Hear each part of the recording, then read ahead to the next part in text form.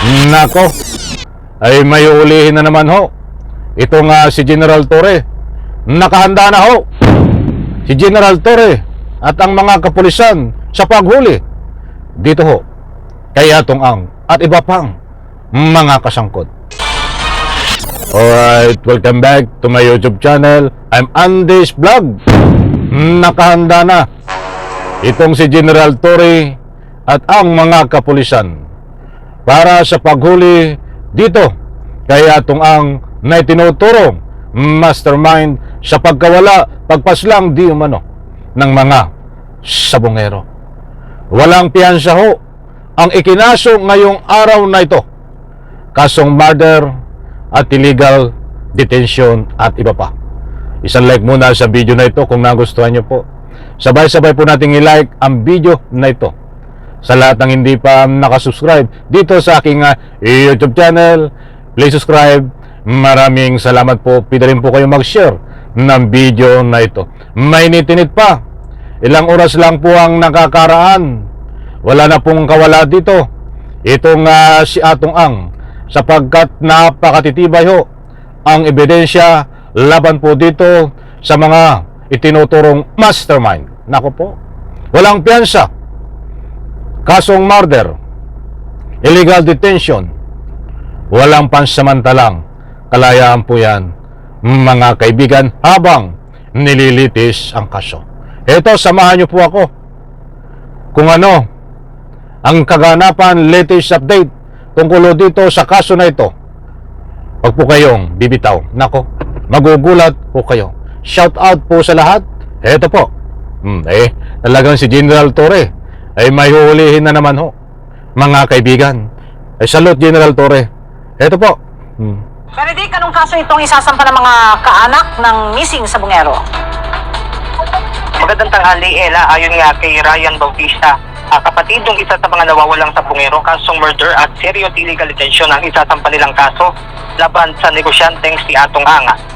Kaninang umaga ay nagpunta sa Department of Justice ang mga kaanak ng meeting sabongero. Bukod sa mga kaanak, dumating din sa DOJ ang whistleblower na si Judith Patilongan alias Tonton. Ayun mga kaibigan, kumpirmado ho. Ilang oras lang ang nakakaraan ay nagsampa po ng officially na kaso. Opisyal na nagsampa ng kaso itong mga kaanak ng biktima at kasama ho itong testigo na si alias Tutoy diyan po sa DOJ. Kumpirmado po yan mga kaibigan. Ano ang isinampang kaso? O ito ho mga kaibigan. Kasunod nito ay dinala na rin ng Philippine National Police Criminal Investigation and Detection Group o PNP-CIDG ang mga dokumento sa tanggapan ng DOJ. Kasunod din ay dumating sa DOJ si PNP Chief Police General Nicolas Torre III, ngunit sinabi nito na ang Department of Justice na ang magsasabi patungkol nga sa isasampa nilang kaso.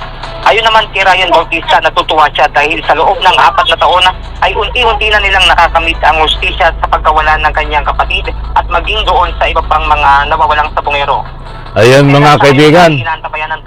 Nakaw, ito ay nung panahon pa ho ni Digong. Hindi ho ito nasusolve itong kaso na ito. Kaya magpasalamat ho tayo sa ating mahal na Panginoon Diyos at siyempre sa lahat ho, yung mga gumagalaw sa pag-iimbestiga ho dito, lahat ng tumutulong dahil magkakaroon po ng hustisya itong mga kawawaan sinapit na mga nawalang sabongero. Ayon sa lumalabas po sa investigasyon, pasintabi ho sa mga kaanak ay hustisya na lang po ang hanapin po dito dahil patay na di umano lahat itong mga napakaraming nawawalang sabongero. O ito pa mga kaibigan, pagkatapos po nito ay ibabahagi ko po sa inyo ang saloobin nitong kapatid ho. Kapatid ng biktima, mga kaibigan, ibabahagi ko po sa inyo ibang detalye mula sa kaanak at maging sa DOJ na ngayon ay nasa isang silid pa rin dito nga sa Department of Justice. At yan muna ang ating update mula rito sa Maynila. Ayan na, maraming salamat UNTV, pahintulot ang paggamit ng inyong video clips. Ito po, pakinggan po natin at ito mismo buhat sa DOJ itong statement sa laysay nitong kapatid ng biktima na nawawalang sabongero. Ito po. At matindi ho ang mga kaganapan kanina. Shoutout po sa lahat. Murder po, tsaka Ano yung sakalogin niyo po doon?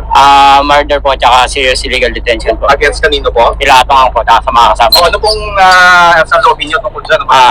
Siyempre, masaya po dahil 4 years po namin nantay ito. Ano pangalan nila, sir? Ryan Bautista po. Thank you, sir.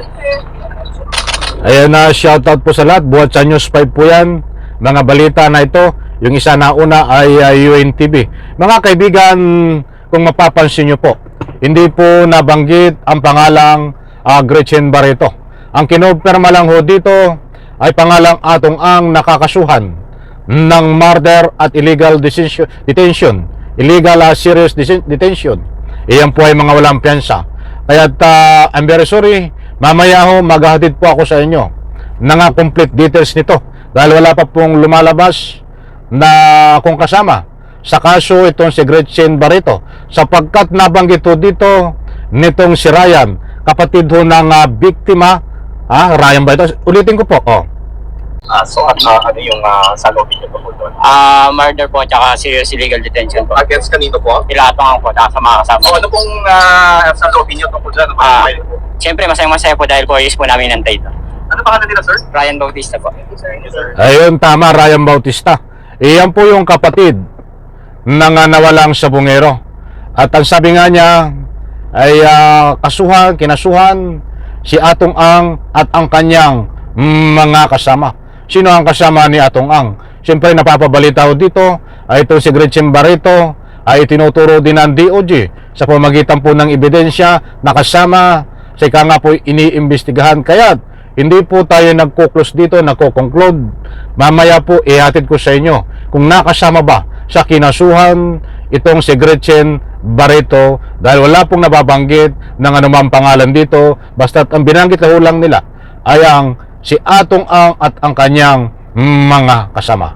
Alam ko mga kaibigan, nakuha nyo ang gusto kong ipunto. Ayon ho sa aking pagsubaybay sa mga kaso, bilang isang maliit na political vlogger, ay umaabot lang ho ito. Pag sinampas sa DOJ, ay ilang buwan lang ho itong tumatagal. Mabilis lang ho ito. At pag mayroon ho probable cause, ay sasampo po sa korte. At nang sa ganun ho, pag nasa korte na, ay ilang linggo lang ho, ay maglalabas ng arrest warrant para arestuhin. Kaya't mga kaibigan, nagbatay po tayo, sinubaybayan po natin ang kaso ni Tevez, ganyan din ho. Sinubaybayan natin ang kaso ni Kibuloy, ganyan din ho. At marami pa ang ibang kaso. Ilang buwan lang sa DOJ, pagkasampa, lalabas kung may probable cause, pag inag-catch sa korte. Kaya ito po ay napakadali na. Napakadali pong lumabas ang warrant of arrest dito. Mga kaibigan, kaya naghahanda na po at handang-handa na. Alam natin, itong si General Torre sa paghuli dito po, kung ano ang mga tactical strategy nila dito sa tinuturong mastermind na si Atong Ang. Ang tanong, nasa Pilipinas pa ba itong si Atong Ang? Ito nga ba ay tuluyan ng nakatakas? Sa next vlog po natin, marami po nating ibibigay na ika nga po napakadaming bagong development dito sa kasong ito. Isang like po sa video na ito. Maraming salamat, bye-bye, palapakan.